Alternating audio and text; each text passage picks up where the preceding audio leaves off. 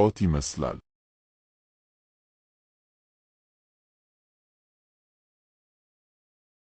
ዋው! ይህ እንደ ቾፒን ኢቱድ ቾፔንዴድ ይሰማል። ያ የሙዚቃ ክምር ለመጫወት በሚያስደንቅ ሁኔታ ከባድ እንደሆነ ሰምቻለሁ። አቶ ጉ ለመጀመሪያ ጊዜ የተጫወተው ነው ለማለት ይከብዳል። እናም በጣም ደስ የሚል ድምፅ አለው። ከጉ ቤተሰብ በኩል ልጅ እንደሚጠበቀው ነው። ሰማሹ? ያ ነው እውነተኛ የውስጥ ውበት። አንዳንድ ሰዎች በሽንገላ እንኳን መቀጠል አይችሉም።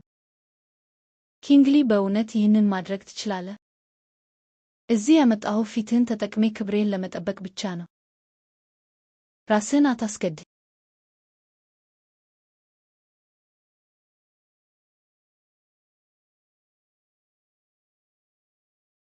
ወደ መድረክ የመውጣት ተራህ ነው።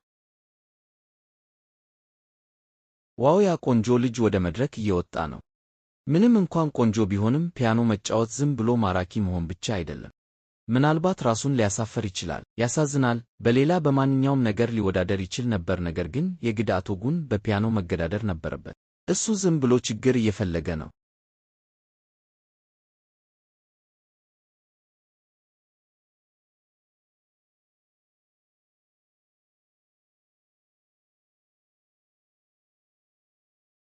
ኪንግ ሊንግ ምን ሆነሃል?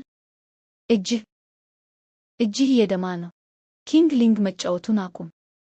ወደ ሆስፒታል ወስጄህ እንዲታሰር ላድርግ?